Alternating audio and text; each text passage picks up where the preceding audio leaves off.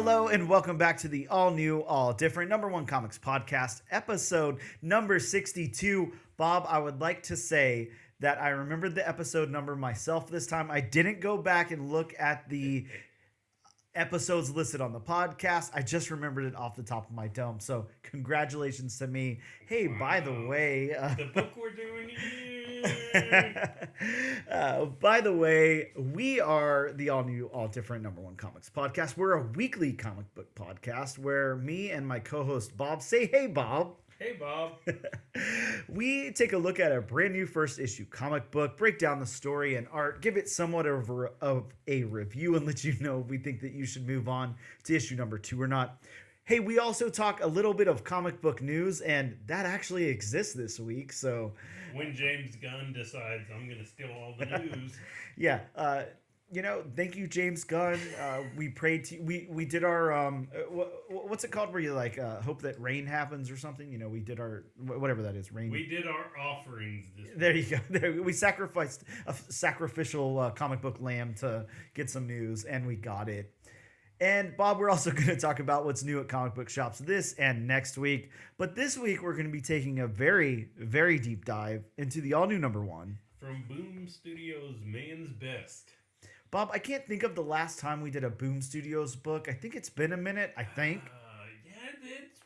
a hot minute. Right? It's been a while. I'm excited to come back to Boom. I really like Boom. Actually, I take that back. We did the Displaced.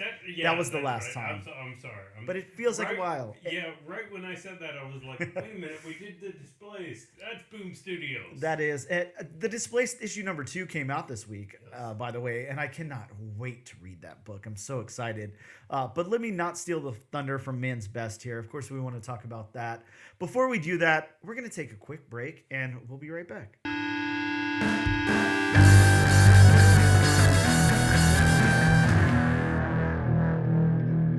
And we are back with episode number 62 of the all-new, all-different number one comics podcast to talk to you about some news that's dropped this week. Bob, there's some news this week. It's not groundbreaking news. It's not earth-shattering news. It's not the biggest news in the entire world, but it is news. I was gonna say, even if it's small news, it's still news. Any news is news, right? Yeah. Well, I want to start off because a lot of this is like movie and TV news. Right. That's what most of it is. Right. Not too much of it's comic book related. Actually, I'm looking at it. I think we have one like strictly comic book related thing that's not movie or TV.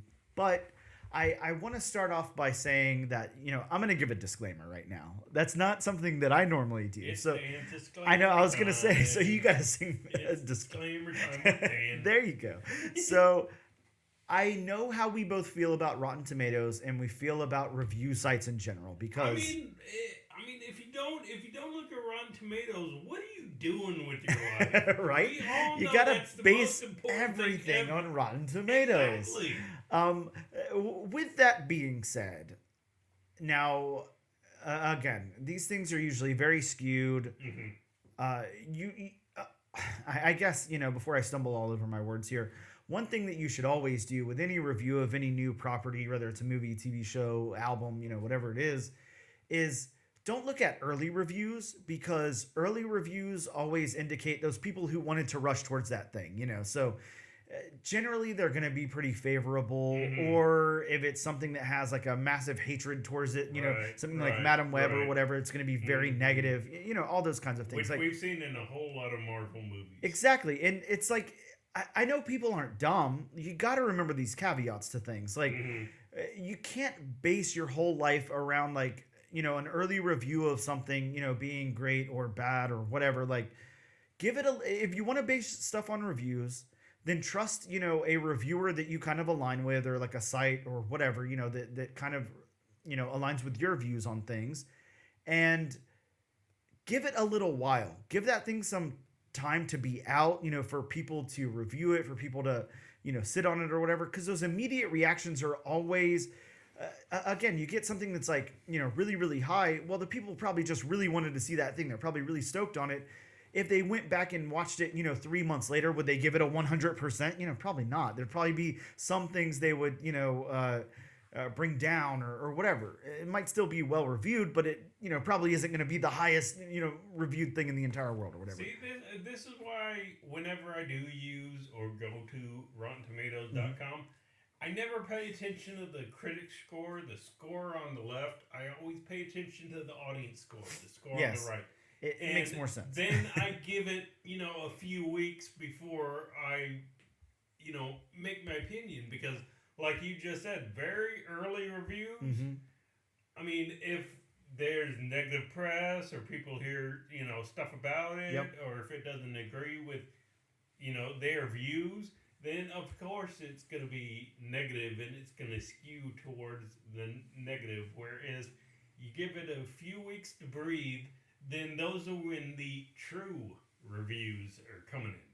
Exactly. And you always have to remember too, sadly, or, maybe not sadly, I guess it works, it's journalism, it's whatever. It's, everybody wants to be the first to something, so it's very important for a lot of those people to be like, I was the first one to review this. So that way you go back and look at their site or whatever, or their other reviews. Right. So there's just a lot of little caveats you got to remember. Now, with that being said, and that's my disclaimer, so I'm not trying to base anything off of reviews here, but, I'm just reporting some news. X-Men 97 debuted today. Okay. As we know, on Disney Plus. So the first and I believe second episodes, I think, debuted today. And it debuted with a perfect score on Rotten Tomatoes. So a 100, and, seemingly everybody's loving it. Now, again, it's probably not the most perfect thing any of us have seen, but a lot of the people reviewing it were probably starved for this. They've been anticipating it, and maybe it delivered on what they wanted. So I could see it being very well received. I think that perfect score is probably going to drop down considerably, but I could see it being very well received, regardless. So that's pretty exciting. I still haven't checked it out. So I didn't wake up this morning and do it first thing, because I had some other stuff I had to do, but I'll definitely check it out after, this episode, and I'll see how I feel about it. But very excited that that's coming out, at least with some positive reviews. It's nice to hear positive things, because there's so many negative things out there. And we know that. In other news and comic book news here, Image is republishing one of my favorite series of all time in a smaller format for a YA audience. So Saga, the book that's completely not young adult. I mean, there's some stuff that happens in Saga is all I can tell you. You open that first issue and there's definitely some pretty graphic sex scenes, with some weird alien creatures and stuff. Right. I've never really read it, but really? I do remember, seeing images from it. Mm-hmm. It's kind of like, okay. Now, there's some crazy stuff in Saga, but Saga is very, very good. It's a very good story. Especially for somebody like you, who loves like Star Wars and stuff like that. I mean, it's just a great story with great characters. Really, really well written, of course, given the writer on the book. So the writer and illustrator, both amazing creators there. So I'm excited for that. I assume it's going to be condensed in some way, and it's definitely going to be edited. It's not the word. What's the word whenever you take out things? I can't think of words, but it's going to be compromised to some point. But I don't think that that's going to take away from the larger story. I'm really excited for them to bring Saga to a younger audience.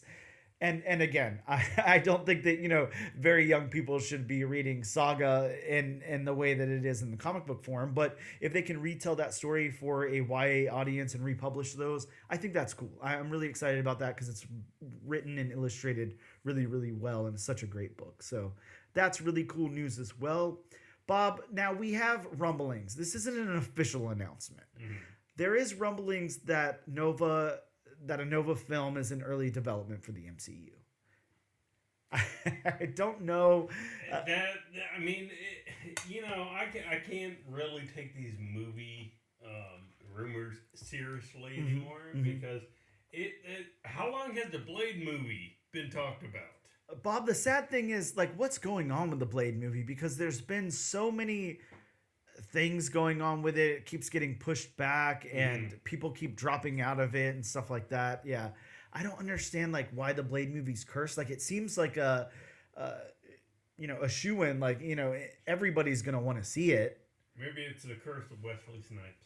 It could be. I mean, then just bring back Wesley Snipes. I'm fine with that. Do a reboot with the same actor. He can be an older Blade. I'm fine with that. Yeah, I mean, make him Whistler.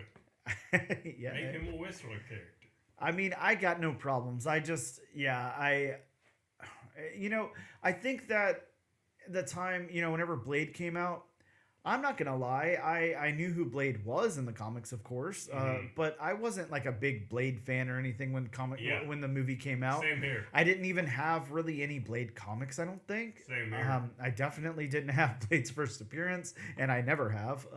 I know you have, but and you don't have anymore, sadly. But unfortunately.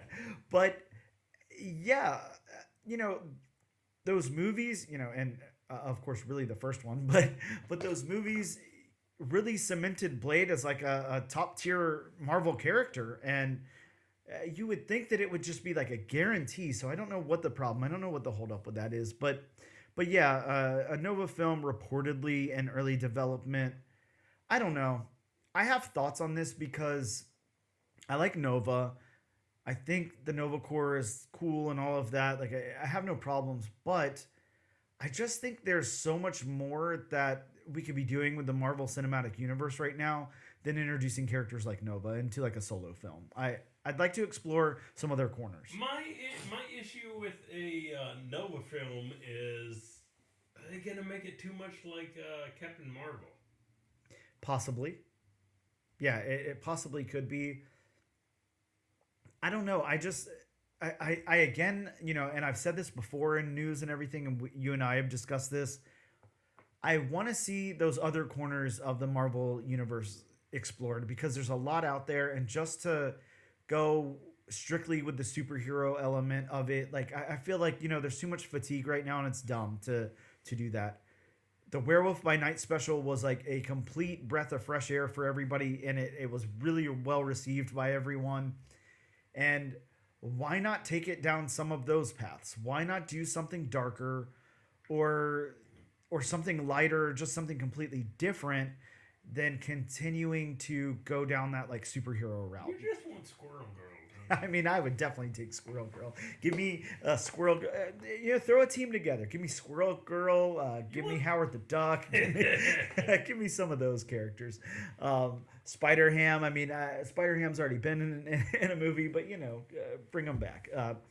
But yeah, but not a live action movie. That's true. We do need just a pig. Like, just give me a straight up pig. It doesn't have to be a cartoon pig. Just give me a pig with a Spider-Man costume on, and I'll be good. But yeah, there's things there's like different routes we could go, and really really weird routes too. We could definitely do. I know that there's a very young audience friendly Moon Girl and Devil Dinosaur show. So I mean, I know Devil Dinosaur's already been introduced in some way, but like give us like a cool Devil Dinosaur movie. You could make it like straight to streaming and do like a Werewolf by Night type special with Devil Dinosaur and make it very dark or whatever. That would be super cool. I mean, hell, they even had the Runaways series a few years Yep. ago, which I thought was actually pretty good. Yeah, I liked it as well. I had no problem with that. Mm-hmm. I think that Marvel just needs to try something different right now. I think just continuing to announce, we're going to do this next superhero project is not doing them any favors right now, is all I'm going to say. Well, my thing is, it's easy to announce it, mm-hmm.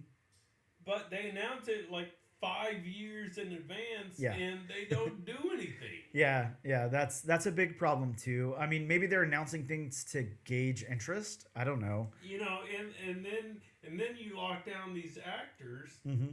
And, I mean, just the more time passes, people get older. Yep. They don't get younger. That's how life works. Exactly. I mean, it's almost like, are you scared for Henry Cavill, at this point? Like, he had, the greatest gig he could possibly have, and then he got let go from that.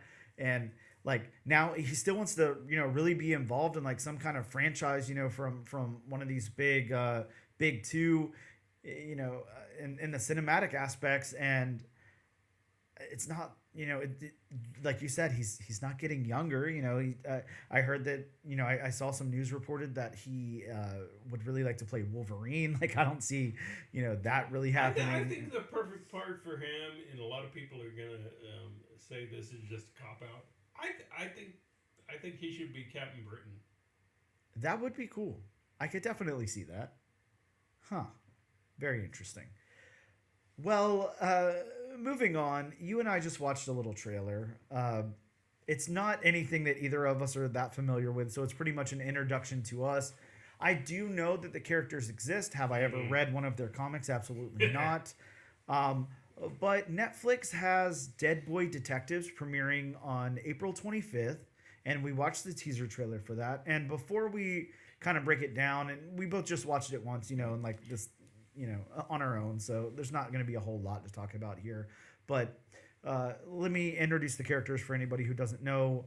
They were introduced in Sandman issue 25 as the ghost of two murdered boys who investigate mysteries. So pretty straightforward. I mean, there's not like a whole lot, going on there, but I don't know. I thought this was fun. Like, it looked like a fun trailer.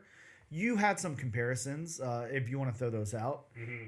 So my comparison, I mean, I'm not going to say this is, an exact rip-off, because it's really not. Sure. But it's got certain elements, especially that, team-up thing. They investigate crimes and all that. It's got the team-up of, like, R.I.P.D., albeit it definitely looks like a better version of R.I.P.D. Thank you. Mixed in with Supernatural, the CW TV series, which, I love. Yeah, and I haven't really watched, so, but yeah, I know that's, very well received as well. I don't know. I think this has definitely potential to be really good. Yeah.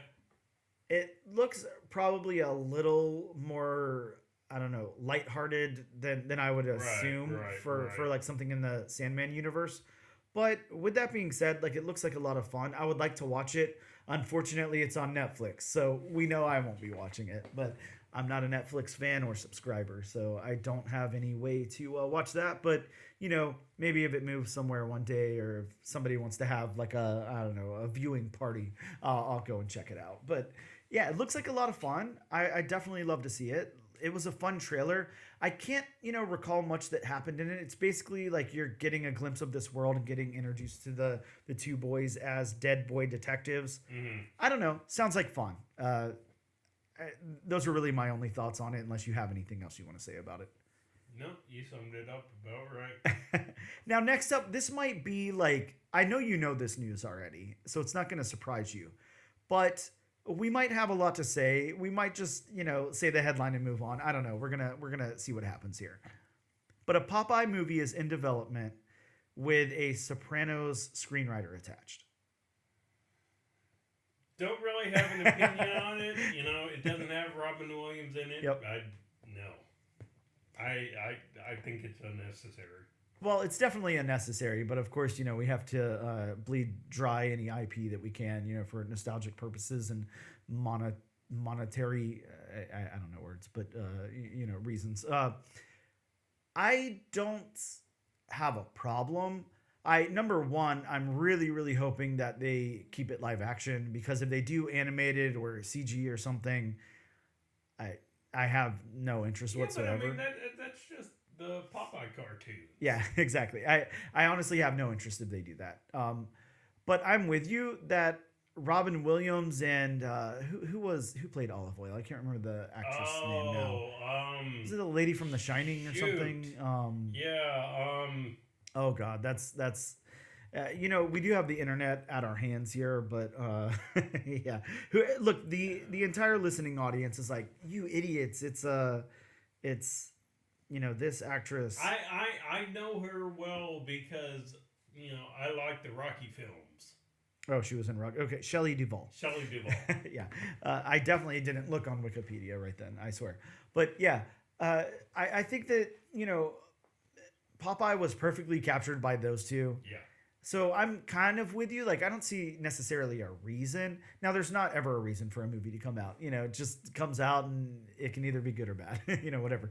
But I don't know. I mean, I'm not completely closed off to the idea. Is if it's live action, I'd watch it. It's gonna depend on the cast for sure and the tone that they go with. But if it's very, very humorous and all that, I'll probably stay away. If it's I don't know. I'm not going to say like a gritty, dark reboot. I don't want that either. But if they put a little bit of an edge on it, like I'll probably be interested. And like I said, if it's animated or CG, I probably just am not interested. Why do I have a feeling Dwayne Johnson's going to be in the running? You think so? The Rock himself? Wow. Well, I mean, how many other guys look like Popeye without prosthetics? True. I guess only time will tell. But that is very interesting, headline, kind of grabbing headline there. And, the last couple of things I have, Bob, this is more, you're probably going to have to explain this one, but a trailer was released for Star Wars The Acolyte. Please go into it because I have nothing. So I don't even know what this is. The Acolyte has been, rumored for years now. I mean, it's for a little bit there. I think because of the writer strike, it was kind of just like everything else up in the air. Yeah. And, the way it was described was it's more Sith centric. It deals with them more, and it takes place it's supposed to take place during the High Republic era, which is one of the eras being told through the comics right now. Sure. And from what the trailer looked like, it definitely it's got Jedi and Sith in it, or at least that's what the trailer showed, but it wasn't Jedi and Sith dominant. That's good. Then that's a different take. I mean, as well as I do, I have not dived into the expansive Star Wars universe outside of the first 6 movies. I mean, there's there's a lot more of the universe than just Jedi, Sith, lightsabers, the Force. So, I mean, if you can show assassins that hunt, Jedi and the martial arts aspect, the fighting aspect of the characters, then I mean that's a win for me. Sure. Yeah, I don't know anything about it. Is it planned to be a movie or a show or show? Okay, a show. So it comes out in June. Kind of a commitment, but that's good, for people who are really into Star Wars. I think you guys like that commitment, definitely, and I think Star Wars seems to be really thriving on their series and stuff like that. Seems to be doing very, very well. Seems like that last trilogy of movies, was not that well received. Not that many people loved those. That's an understatement. Well, hey, to each their own, I guess. But and last little bit of news. Teen Titans movie is in development from a writer from Supergirl writing the screenplay. I don't know. This also, it's kind of a headline. I don't have much to say about it. I'm unfortunately not the hugest DC fan. Outside of that, Teen Titans also not really my thing. Whenever I go to DC, I'm more into Wonder Woman, Swamp Thing, kind of Animal Man, stuff like that. I've never read the comics. But I did like the original Teen Titans, cartoon. Yeah, the animated series. And I actually enjoyed more so than I should have Teen Titans Go. Well, likewise, I actually enjoyed that too. I remember going and seeing Teen Titans Go to the movies and all of that when it came out. Yeah, it was fun. It was a fresh take on something, and it was. I had a good buddy of mine actually text me, and he says they should get Ray Fisher back for Cyborg. And I'm just like, I don't think Ray Fisher is going to touch that with a 10-foot pole. Yeah, probably not. And, maybe for the best. I don't know. But yeah, that's the news we got for you this week. We're going to take a quick break, and we'll return in just a moment.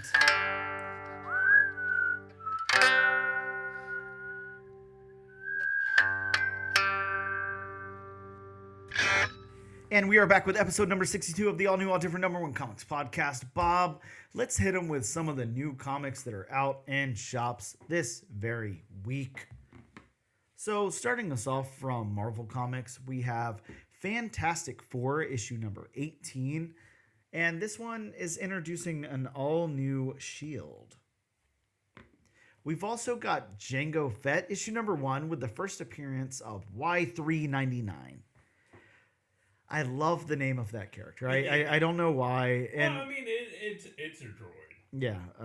Still, it's a lot of fun. You know, I meant to pick up a copy, and I completely forgot that this had that first appearance in it, and I didn't grab it. And I don't know what Y399 looks like, but I think somewhere that I heard it was R2D2 with a hat. Oh. I don't know if it's R2D2 like in disguise or if it's like the same model but it has a hat. I'm not too sure, but interesting. Yeah. Well, I mean, there are definitely many astromech droids running around in the Star Wars, or should I say, rolling around in the Star Wars universe. Oh yeah. Insert R2D2 beeping effects here. And next up, we've got Web of Spider-Man number 1. No, it's not that Web of Spider-Man. This is a one-shot teaser of what stories are planned across multiple Spider-Man titles and events in 2024. And it's like came out in March. Yeah, I know. Funny, right? I hear that this is like, kind of like an oversized book. It's like a big book, and I do have a copy right there, so I guess I could look at it as well. But everything's in like 2 pages, like little 2-page introductions or whatever. So I don't know, kind of interesting. And we have X-Men Forever, number 1. This is a 4-issue limited series that ties into the fall of the House of X and the rise of the Powers of 10. From Image Comics, we got Cobra Commander number 3. I know you're stoked, Bob, as well as Spawn issue 351. Still with that $2.99 cover price. If you're not picking up Spawn and collecting Spawn, I mean, I don't know why. That's the cheapest comic you can get monthly. So might as well. Good content too. Spawn's actually really good. Well written, really good art. From Boom Studios, we got Dune House Carino issue number 1. This is a prequel of Dune that leads up to the events of the first Dune novel. So, like I said last week, probably a good one to pick up, maybe hold on to for a while. People might want that later on down the line as it explores what happens before the first novel in Dune. Kind of cool. We also got The Displaced issue number 2, like I talked about. Really, really excited to check that one out. I can't wait to read it and see where it goes, because that first issue was just phenomenal. Yes, so it was. Really looking forward to that. And we have Man's Best number 1, of course, the book that we're going over today, so I won't go too deep into any of that. Bob, from Dynamite, we got Elvira Meets H.P. Lovecraft issue number 2, a book that neither of us knew we needed in our lives, but I'm very excited to read the second issue of. If you're on the fence about this book, don't be on the fence. Be on the side that picks it up. Yeah, and can I say this too, to anybody who might just be popping in for this episode, maybe you didn't check out that episode where Bob and I covered issue number 1, go back and check out that episode, because, I mean, pleasantly surprised is the biggest understatement I could say. I mean, we were floored with how good this book was, and I will say this, and I'll parrot back what I said before. It had no reason to be good, and our expectations were so low. I was like, wow, we landed on this book. This is going to be the dumbest thing I've ever read in my life. And it turned out to be very, very good. Yeah. So just saying, take it from 2 guys who at the very least read a new comic book every week, but, for the most part read like, 10 or 20 of them. It was a very, very enjoyable book. Definitely something we recommend you should check out. Over to DC Comics, Bob, we got one that I know you're really stoked about. We got Ape Roll Special number 1. This is an ape-eccentric monkey, all of those things. What's the word for that group? Simian primate. Simians. I don't know. Simian. Okay, yeah. Simian-centric book of all of DC's characters in that realm. Of course, there were some cool covers. There was a great homage cover in there. And there's also this scratch and sniff, or as our local comic book shop owner, Ben K. over at Gotham City Limit, pointed out to me, a rub and sniff if you want to do that. You don't have to scratch the cover. But banana scented cover. And I picked up my copy. I can't wait for my short box to smell like bananas is all I can say. Would you like to do something different and give your reaction live on the podcast? Oh, is that what we're doing? Yes, we are doing this. All right, let me move for the pile here. I got to get over to DC. I'll do it. I'll do it for a very big pile of comics. yeah, folks. It is quite a pile. I'm only in Boom, so let's go over to DC. There we go. We're in DC land. All right, Bob. I'm gonna do it. Okay. He's picking up the comic now. I'm gonna do it for the cast. Taking it out of the bag. All right, and you see here, Bob, this is one of those covers where it's got like the protective, like white front and back cover. So we're gonna push that to the side, and there is the banana itself. All right, Bob, here we go. He's rubbing. He's rubbing. Oh yes, that is a very interesting. Really? Yeah, Bob, here, take it. Yeah, that smells like like a banana extract or something. It's got a pleasant smell to it. Not overwhelming. It's pretty subtle, but I can definitely smell it. I can definitely smell the banana, but it also has hints of Play-Doh. It's almost like we're reviewing wine here, fine wine or something. Yes. Banana with hints of Play-Doh. That would probably make for a great wine. I don't know. I don't drink, but it's got a foamy head. Exactly. I could, take a sip of some banana wine and then spit it out into a glass, I guess. I don't mind. Well, there you go. You have it here first. Our live reactions of the banana rub and smell cover from April special. Now I'm just smelling that. I think I got a little too close. Well, fair enough. I'll lend you my bag and board. There could be worse smells, though. That's very true. Yeah, very, very true. I don't know if you remember the 90s Marvel Ren and Stimpy comic, but one of those also had a scratch and sniff cover. I never scratched it off. Oh, but I do remember. Yeah, it might have been the first issue. I do remember that. Yeah, I'm going to have to... I don't know what it was supposed to smell like, but... being that it was Ren and Stimpy, I'm guessing nothing good. Yeah, old socks, farts, something like that. Probably vomit, cat litter, not something great, I would assume. Maybe it's Powdered Toast Man, I don't know, could be. Either way, also from DC Comics, we got Batman Superman World's Finest 25.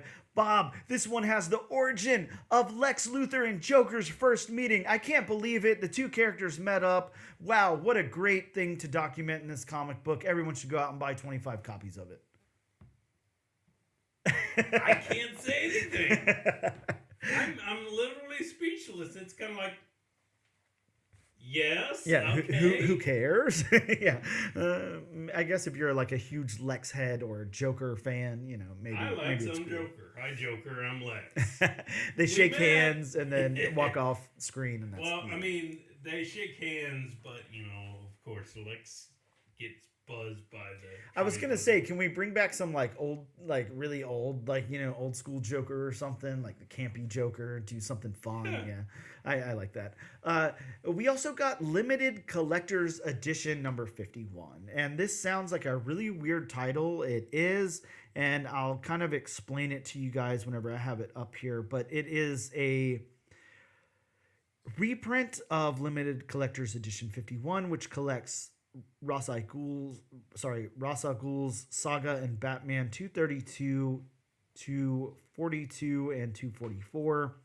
And it is a 10-inch by 13-inch comic, so it's a very, very odd size, magazine size, maybe a little bit bigger. It also has a foil cover. It's like a wraparound. It looks great. I'm sorry, I did not buy a copy of this. It's got some really good artwork on it and everything, but I just couldn't bring myself to buy this and not have anywhere to store it or anything. But it is actually going up in price right now. So if you see it at your local shop, maybe pick up a copy. I don't know. Completely up to you if you're into that. And I do want to break us for 1 second. Actually, this is again, we're doing first here on this. We had our first rub and sniff cover. Yeah. Now we have some breaking news from the DC Cinematic Universe, right? And Bob's favorite news interrupter, James Gunn, has posted to Instagram an image of Deadman without further context, which will cause speculation that the character might be introduced in live action. So, yeah. I can actually see James Gunn doing Deadman. I could see that too. And Deadman might be a nice inclusion. I actually, surprisingly, I have a copy of Strange Adventures 205. It's not... Nice. I don't remember. I think I picked it up in a collection like years ago or something, and it was not very much money. But yeah, I think it's probably about a mid-grade copy, so it's not going to make me a billionaire or anything. But yeah, fun to have. I wonder if that would lead into Justice League Dark. Now that would be cool. I'd be all about Justice League Dark. Yes, please give me some Zatanna. Yes, let's do it. Of course, we also have John Constantine's Hellblazer Dead in America, issue number 3. This one has the coolest Tyler Crook variant like I've ever seen in my life. It's this great Swamp Thing cover. I'll dig it out from the pile and show it to you in a little bit, Bob. It's a great cover. I highly suggest everybody go pick that up as well. Over to Dark Horse Comics, we got Dawn Runner, issue number 1. That's a new Rom V book. Definitely worth checking out. Here it's like a different tone for Ram V, so really excited to check that one out. It's about a century ago, a portal opened up to our world and plunged humanity into a gladiatorial combat of Iron Kings versus an invasive species. Wow. Drinking game again. You guys are wasted now. So congratulations. No need for a thank you. I got you covered. Also from IDW, we got Teenage Mutant Ninja Turtles Untold Destiny of the Foot Clan, issue number 1. I hear this is insane. A bloody battle. Shredder, all kind of crazy stuff going on. Bob, we got Beneath the Trees Where Nobody Sees, issue number 4 dropping this week, so that should be a lot of fun. From Oni Press, we got a book that I would never imagine being able to pronounce the title of. I think I'll stall for a second here and try to pull it up so maybe you could say it for me. Okay. It's that book right there, Bob, if you want to give that name a shot. That is the... It looks like Nasalverse. Nasalverse. Okay, well, we'll go with that. That's definitely not what I was going to say, so thank you for that. This is a 48-page special that connects toy brands RoboForce, Biker Mice from Mars, Sectorus, Power Lords, and the Great Garlu in one universe. Very, very interesting universe that they're creating over there. And I'm excited to check it out. I did grab the Biker Mice from Mars variant because, I mean, come on, that was such a fun show. Such a bunch of craziness. Yeah. So I had to pick that up. Bob, from Archie Comics, we have Pop's Chocolate Shop of Horrors 1. It's a, horror anthology one-shot issue. Sadly, it's not the book we're covering this week, but I know how much you love your Archie. So, from Blood Moon, we got Fire in the Madhouse, issue number 1. From Massive, we have Misfortune's Eyes, number 1, as well as Assassin's Creed Visionaries presents Shinobi Uncivil War, number 1. Award for longest title this week goes out to... And you actually said it without stumbling. Right?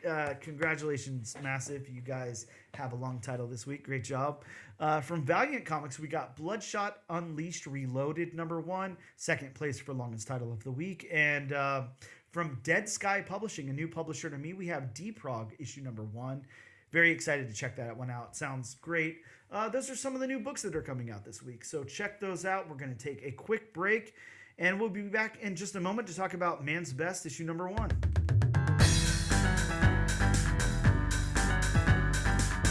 And we are back with the all-new, all-different number 1 comics podcast, episode number 62. Bob, it is time to talk about the comic book that we are talking about this week from Boom Studios. We have Man's Best, issue number 1. I'm pretty excited to talk about this book.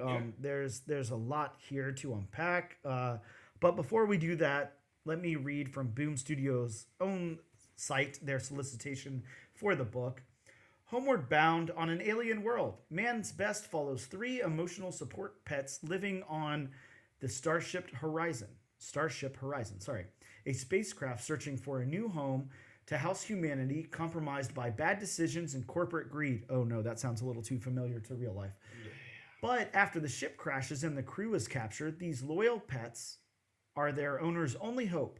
Outfitted in outrageous tech, the 3 best friends must traverse a hostile world to rescue their owners, leaving them with the only hope for humanity that might not be worth saving.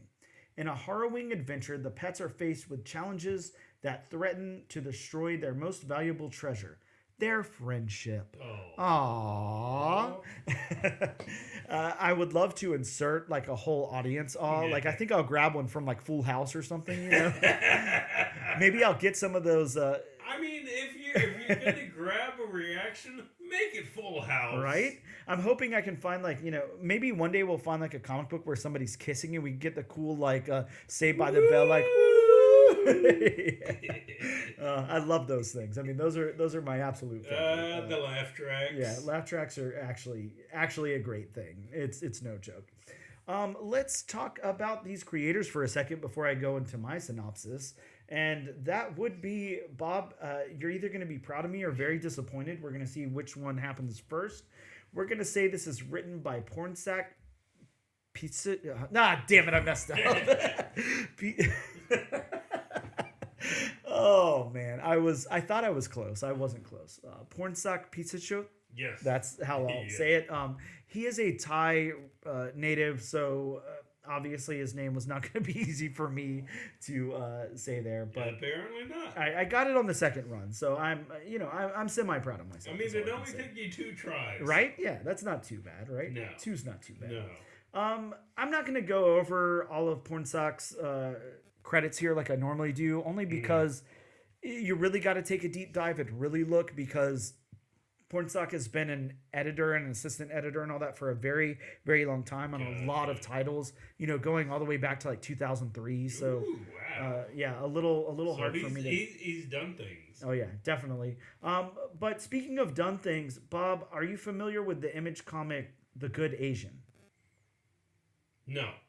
So it was a 10-issue series that came out in 2001, like in May 2001, and wrapped up in April of 2022. Bob, it's such a good comic. It's won so many cool awards and stuff. Just really, really good stuff. And yeah, definitely worth checking out. But that's one of Pornsak's biggest achievements that I could talk about. And also actually one of my favorite comics of all time. You know, I've got like a little desert island trade paperback thing going on. You know, there's only one trade I could bring, or a few trades. I'll say a box of trades. Let's make it a little more fair on myself. You know, I would definitely bring volume 1 of Saga. I would definitely bring volume 1 of Why the Last Man, of Paper Girls, and of this book that I'm about to talk about, Infidel. If you've ever read Infidel, it's a 2018 comic that came out through Image. And it is like the most terrifying thing you'll ever read in your life. And that was written by Pornsak. Really, really, really good, really outstanding. I highly recommend that book to everybody. But those are, a couple of things from Pornsak that I really wanted to talk about there. Again, I don't see the need to go into all of his work because it's just going to be a little too hard for me. Next up, the illustrator of this book, and he illustrated and colored this book. It's Jesse Lonergan. I'm going to say. You give it a shot, Bob. Lonergan. Okay, Lonergan. Sounds good. I just, I'm great at pronouncing things. So, Jesse. That's why I'm here. Exactly. Jesse's worked on Mad Cave Studios' Legacy Battle Cats, on Star Wars High Republic Adventures, on TMNT, on Dark Spaces Good Deeds, and, a couple of other things. Done like a little bit of cover work, a little bit of interiors here and there, but hasn't really had much of like a proper series to speak of, like really anywhere. So It seems like this is really gonna kind of be, one of the first. His first true series. Yeah. And I'm with that. It's some pretty cool, like original art and everything. So I think good things are to come from this creator here. And now let's go into my synopsis so I can stop stumbling and, maybe talk about something I know a little bit better. Man's Best opens with a small group of pets on a spaceship as their owners search for a new planet to begin a new society on. We meet Porthos, a dog with an artificial front leg, Lovely, a dog with a rocket strapped to his back, and Happy, a cat in a mech suit. They begin a simulated mission battling a Clanger on the ship that their owners set up. As they travel through space, the captain and crew notice that the nearby planet has somehow disappeared. The pets guard a terraformer that they call the Don't Touch. The dogs fight about listening to Athos, and Lovely argues that they'd win their simulated missions if he was in charge. Just then, the spaceship gets pulled into the gravity of the planet that disappeared, and as the panels go black, the pets find the doctor and captain missing along with the Don't Touch. They explore the planet looking for the missing crew, and then the pets get attacked by a giant alien creature. They defeat the creature, and they recognize it as a clinger. And they set out to find the doctor and captain on the strange world, but we see that many more clingers are in the background as they head towards the city and ends on a to be continued. So let's break this thing down. Let's talk about the story, beats, dialogue, narrative, and world building. How'd you feel about the beats in this story, Bob? I like the beats. I mean, they move smoothly. I mean, they introduce the pets, and you don't know exactly, what they are, because, it starts out in a simulation, and, Happy's trying to give orders, and Lovey's, I guess for lack of a better term, licking his butt.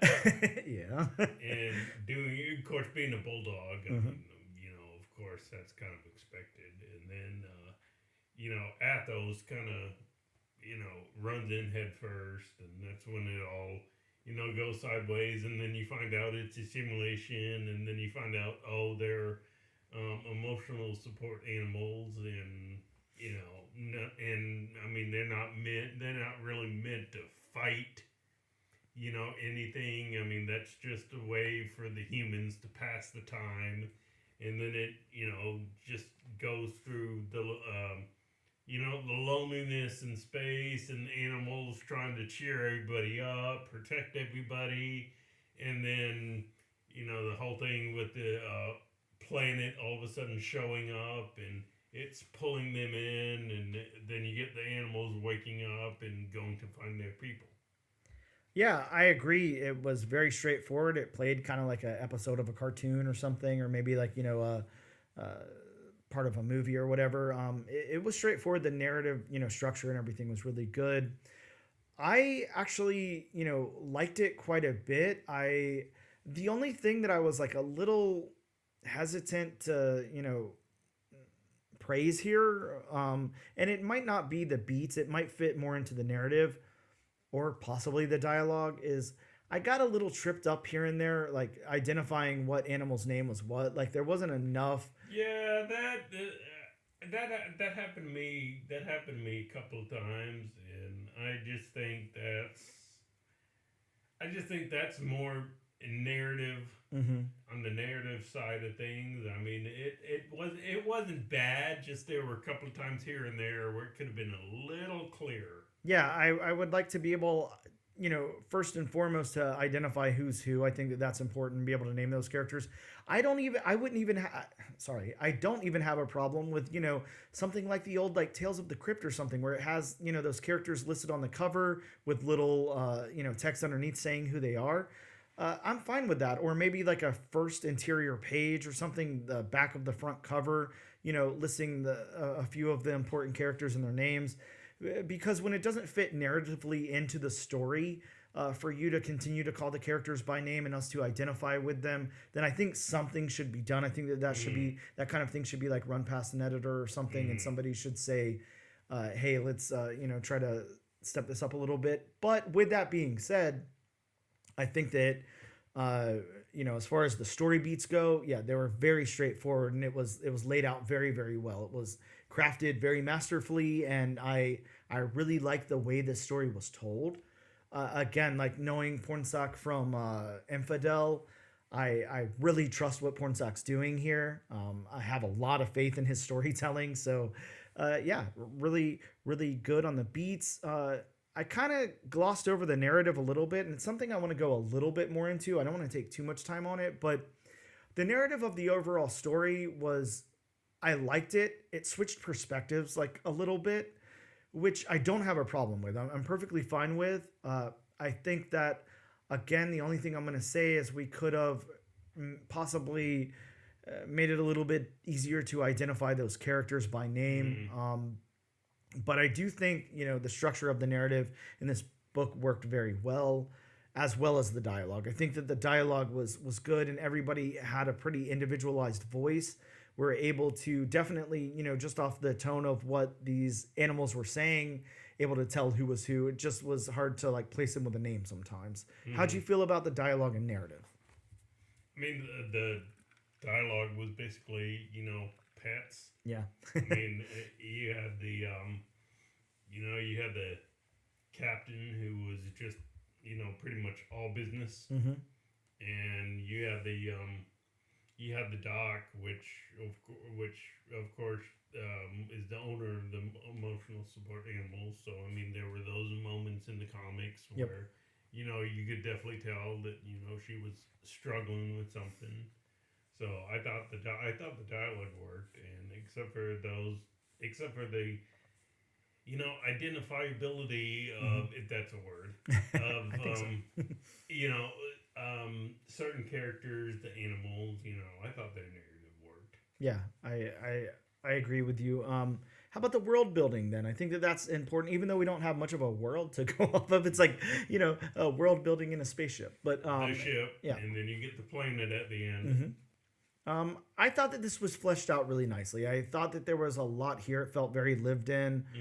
We have things like the don't touch. Like, I really liked that element of it. I thought that was cool. And it's like, think about, if you were to get into your pet's head or whatever, there's so many words that you repeat to a pet, over and over again. Don't touch. Yeah, don't touch that. Stay away from that. Bad, no, and stuff like that. And I would like to think that animals would identify, in their own language, stuff like that as well. That's the no. That's the don't go over there. That's the don't touch. I am glad for the world building that they didn't confine themselves just to one little area of the ship. Yeah, I agree. And another element of it that I really liked a lot was like the danger room, their version of the danger room here. I thought that was really cool, and it wasn't meant for the same purposes as the danger room, but that's kind of the purpose that it served. They were prepared to fight these aliens, based on the little missions that were put together for them to battle those clangers or whatever they're clanger. Super cool. Also, another thing with the world building, that the last thing I want to say with it is I really do think that they really built out this world. Pornsak and Jesse, sorry, I don't have his name in front of me, but Jesse. Yeah, Jesse. I think that they really did flesh out this world with things like that, with the clanger, with the don't touch, with the horizon, all of that. Like, it feels like a real, world that we're exploring here. So I think they did a great job on that. Let's go into the art then. Jesse Lonergan. How about the character art? How'd you feel about that? I mean, I can't necessarily say that this is my personal style of art that I enjoy, but I think it works for the tone of this book. I mean, you don't need it. Just like Animal Pound. Yep. I mean, you don't need a book like that to be, like still images taken from a painting, Sure. Alex Ross kind of stuff. You do want a little bit of, you do want it drawn a little bit of a little lighthearted, and, maybe not everything is 100% perfect, but it doesn't need to be. Yeah, right. And I think one of the interesting things I can say about the characters in this and the art overall, of course, this will be like kind of a blanket statement to the art, is I could definitely see this, in like the Pixar world or something, or a Disney animated film, something like that. Like, this is, this would work very well as a movie. Like, Pornsak didn't have any trouble comparing it to, something like Homeward Bound, but in a spaceship, which I think is a cool pitch either way. I could see that in this world, but I think the thing that I really appreciate about this is the contrast of the storytelling to the artwork. It's a little gritty. It's a little, I don't know, it almost like lives in this weird realm of like, I could see like, I mean, not quite, but like, we're talking about those old Nicktoons and stuff earlier, Ren and Stimpy, Rugrats and stuff like that, Rocko's Modern Life. Like, I could see a little bit of that kind of grit to it, which I really appreciate. I think if you gave it the really sleek look of like a Wall-E or something like that, like, or an Up, like, I don't think it would have the same appeal to me. So I like the character art in this. I think that it really works for the tone of the book. Like you said, it might not be your preferred style of artwork, but I think in combination with the writing here, I think it works really, really well. And I actually really like it. I think it's done nicely, and I see, a lot of, the characters are done well, and I don't really see a lot of corners cut or anything. So I definitely appreciate this artwork. What about the backgrounds, Bob? You're the background guy. Let's see if it passes your background test. Always a very, very important test that we pose here on this comic book podcast. For me, again, just like the art. I mean, the backgrounds. Again, not the best backgrounds that I've seen. Sure. To be brutally honest, but again, just like the art style in general, for this particular book, the backgrounds work. Yeah. Yeah, I'm with you. I can't imagine, you have it open to a page right now where we're seeing the pets, in the spaceship, and, some teens are running up to go check out the Don't Touch, and the pets are guarding it, and stopping them and everything. I can't imagine seeing like so much detail on the walls of that spaceship and everything, because the focus is really on the characters here. But with that being said, we're still seeing fleshed out backgrounds. It's not completely void of anything. No. It's not just solid coloring with the animals front and center. So I think, while it does pass your background test, I think you might give it like, a B- or a C on the background test. Yeah, there's nothing wrong with it. No, again, it passes, Again, for the tone of this book, these are, these backgrounds really work. Yeah, I agree. Can I say for the tone of like the call, backgrounds like this would work? No, absolutely I can't not. Say that. That's got to be completely fleshed out in every regard, and as realistic as possible. It's just like we've talked about before. The artist has to go with the writer. The artist also has to go with the tone of the book. Yeah, completely agreed. I think the backgrounds work here. What about the locations? Because we do get some interesting locations. Most of the book takes place in the spaceship horizon here, but we do get to see that, planet that they plan on terraforming.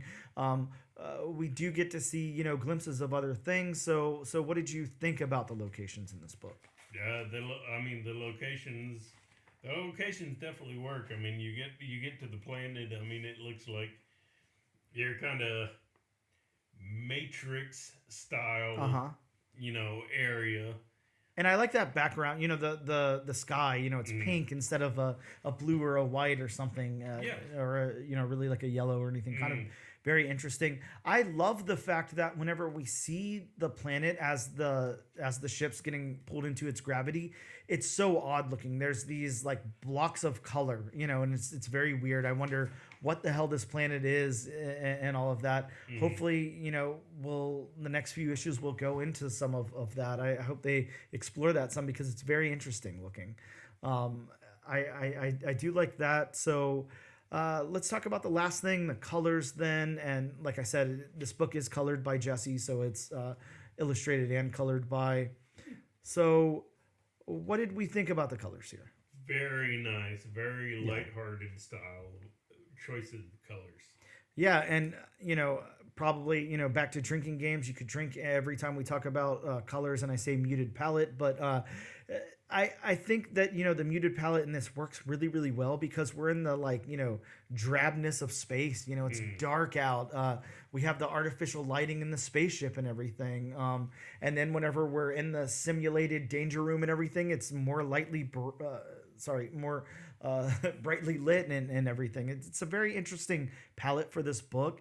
It really works with other Boom Studios books, in my opinion, and it works really well with the tone of this book and the writer and everything. So yeah, I think that the colors work for me very well.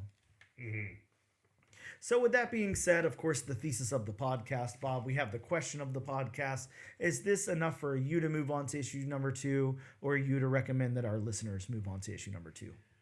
For me personally, it's probably not enough. Don't get me wrong. I enjoyed the book, but I can't say, I would enjoy going to the subsequent issues. I would, however, recommend this comic to readers just because it's something different. Yeah, it definitely is. It's something different. It's a nice breath of fresh air. For sure. Now, we've done this quite a few times, and I hate being predictable, but there's been a few times where you weren't going to continue on to the book, and I was, and I'll go ahead and say that I am going to continue to issue number 2. I like this. I like the stakes here. I really like space travel and all of that. I think it's a lot of fun. Now, do I think that we'll continue with space travel? I don't. I think it's probably most of the rest of it's going to take place on this planet, but maybe not. Maybe the pets will find a way to travel on that spaceship and look for their owners in other worlds or whatever. I like this. And again, have a lot of faith in the writer because of Infidel. It was a really outstanding horror book. And I think that Pornsak can take this in some really, really interesting places. If it were a different writer on this book, I might not continue on to issue number 2. I like the illustration, but it's not enough to sell me on the book. But since it is Pornsak and I have such a strong devotion to the writer of Infidel, I definitely want to continue on to see what twists and turns this takes. But I would suggest this book to you guys and kind of say, even though this isn't a helpful review for you, I would say read issue number 1 and see where you land. It's definitely worth the pickup, worth the read, worth the $3 or $4.99 that you're spending on it.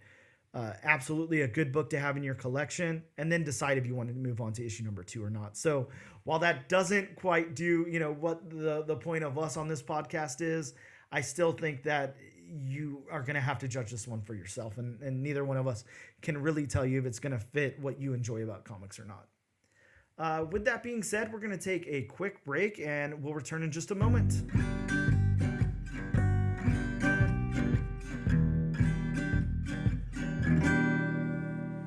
Hey guys, we have a really great interview with David Pepose coming up in just a moment, but we needed to break this episode up into 2 parts, so look for that in part 2, and you'll also get the rest of the podcast after that interview.